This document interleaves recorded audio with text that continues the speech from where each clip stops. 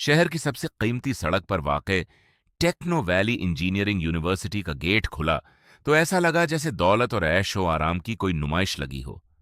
एक से बढ़कर एक चमकती हुई गाड़ी, ऐसी कि ठंडक से निकलते हुए इस्त्रीशुदा कपड़ों वाले तलबा और उनके हाथों में लाखों रुपयों के लैपटॉप। लेकिन इस चकाचौंध से सिर्फ 10 कदम के फासले पर सड़क के दूसरी पार एक टूटी हुई छप्पर वाली वर्कशॉप थी, जहां काली स्याह ग्रीस, जले हुए इंजन, ऑयल की बू और लोहे के टकराने की आवाजें आती थीं। वहां एक 14 साल का लड़का, जैद, जमीन पर बैठा एक पुरानी गाड़ी के इंजन में हाथ डाले कुछ ढूंढ रहा था। उसके बाल धूल से अटे हुए थे, कमीज के बटन गायब थे और पांवों में मौजूद रबड़ की चप्पल भी जगह जगह से टूट चुकी थी। लोग वहां से गुजरते तो अपनी नाक पर रूमाल रख लेते। किसी को यह एहसास तक न था कि इस गंदे हुलिये वाले लड़के के अंदर कुदरत ने क्या खजाना छुपा रखा है। उसी वक्त यूनिवर्सिटी के अंदर एक बहुत बड़ा हंगामा बरपा था। पाकिस्तान के माने हुए साइंसदान और इंजीनियरिंग के मत्थे का झूमर डॉक्टर शाह गुस्से से लाल पीले हो रहे थे।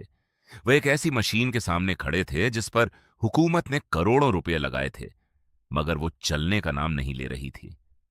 बड़े बड़े पीएचडी होल्डर्स और टॉप क्लास के स्टूडेंट्स सर झुकाए खड़े थे, क्योंकि जो मसला डॉक्टर शाह हल नहीं कर पा रहे थे वह किसी की समझ में नहीं आ रहा था। डॉक्टर शाह ने चीखते हुए कहा, लानत है तुम सबकी डिग्रियों पर। अगर कल सुबह तक इस इंजन का प्रेशर फॉल्ट ठीक न हुआ तो मैं अपना इस्तीफा दे दूंगा। यह मशीन नहीं, मेरी 20 साल की इज्जत का सवाल है। यूनिवर्सिटी के बाहर दीवार से लगकर जैद यह सब सुन रहा था। उसे भूख लगी थी, उसका पेट मरोड़ उठ रहा था, लेकिन उसकी नजरें यूनिवर्सिटी के उस हॉल में रखी उस मशीन पर जमी हुई थीं।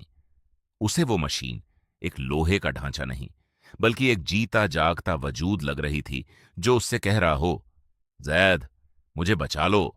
रात के 2 बज रहे थे। पूरा शहर गहरी नींद सो रहा था, लेकिन जैद की आंखों में उस मशीन का नक्शा घूम रहा था। उसे नींद नहीं आ रही थी, जैसे वो इंजन उसे पुकार रहा हो। वह अपनी मैली चादर झाड़ कर उठा और दबे पांव यूनिवर्सिटी की पिछली दीवार की तरफ बढ़ा। वहां एक जगह से खारदार तार टूटी हुई थी। जैद किसी बिल्ली की तरह फुर्ती से अंदर दाखिल हुआ। यूनिवर्सिटी का मेन हॉल, जहां वो मशीन रखी थी, वहां घुप अंधेरा था। बस स्ट्रीट लाइट की एक मध्यम सी लकीर खिड़की से छन कर सीधी उस मशीन पर पड़ रही थी। जैद इस देव कामद लोहे की मशीन के करीब पहुंचा तो उसका दिल जोर से धड़क रहा था। उसने अपने ग्रीस से भरे हाथों से मशीन के ठंडे लोहे को छुआ। उसने आंखें बंद की और इंजन की बनावट को महसूस करने लगा। अचानक उसके दिमाग में बिजली सी कौंधी। यहां यहां गलती है, वह बड़बड़ाया। जिसे बड़े बड़े इंजीनियर्स कंप्यूटर पर ढूंढ रहे थे, जैद ने उसे अपनी उंगलियों की पोरों से महसूस कर लिया था।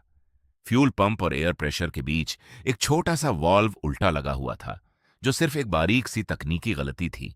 फौरन पास पड़ी मेज की तरफ लपका। वहां एक चाक का टुकड़ा पड़ा था। उसने हॉल की बड़ी सी ब्लैक बोर्ड की तरफ देखा, जहां डॉक्टर शाह ने पेचीदा फॉर्मूले लिखकर छोड़ दिए थे। जैद ने वहां लिखना शुरू किया। वह पढ़ना नहीं जानता था, मगर उसे यह मालूम था कि आदाद और लकीरें कैसे काम करती हैं। वह दीवानावार बोर्ड पर खाके बनाने लगा। उसका सांस फूल रहा था, पसीना उसकी पेशानी से बहकर आंखों में जा रहा था, लेकिन उसकी रफ्तार कम न हुई। 3 घंटे की मुसलसल मेहनत के बाद जब फज्र की अजान की आवाज गूंजी, जैद ने आखिरी लकीर खींची। उसने बोर्ड पर वो पूरा हल लिख दिया था जो डॉक्टर शाह की 15 साल की मेहनत का निचोड़ था। उसने एक नजर अपने काम पर डाली और उसके चेहरे पर एक अजीब सी फातिहाना मुस्कुराहट आई, और वह खामोशी से उसी रास्ते से बाहर निकल गया जहां से आया था। उसे अपनी भूख भूल चुकी थी। उसे बस यह सुकून था कि उसने उस लोहे के वजूद की तकलीफ खत्म कर दी थी। अगली सुबह जब डॉक्टर शाह हॉल में दाखिल हुए तो उनका इरादा अपना इस्तीफा देने का था, लेकिन जैसे ही उनकी नजर बोर्ड पर पड़ी, उनके हाथ से फाइलों का पुलिंदा नीचे गिर गया। वह भागते हुए बोर्ड के करीब गए और अपना चश्मा साफ करके दोबारा देखा। ये किसने किया? उनकी आवाज कांप रही थी। यह तो क्वांटम फिजिक्स और थर्मोडायनामिक्स का वो फॉर्मूला है जो अभी तक दुनिया में किसी किताब में नहीं लिखा गया। यह किस जीनियस का काम है? पूरी यूनिवर्सिटी में खलबली मच गई। गार्ड्स को बुलाया गया, सीसीटीवी कैमरे चेक किए गए। जब फुटेज स्क्रीन पर चली तो वहां मौजूद हर शख्स की जबान गूंग हो गई।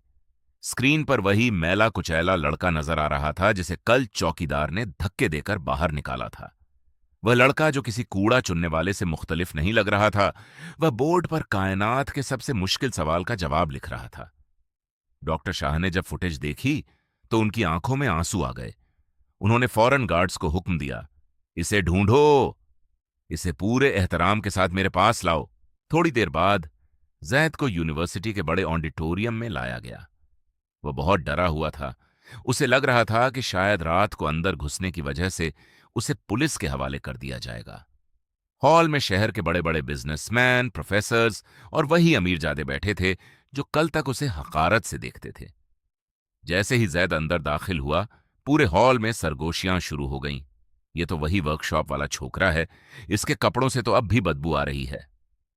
डॉक्टर शाह स्टेज से नीचे उतरे और सीधे जैद के पास आए।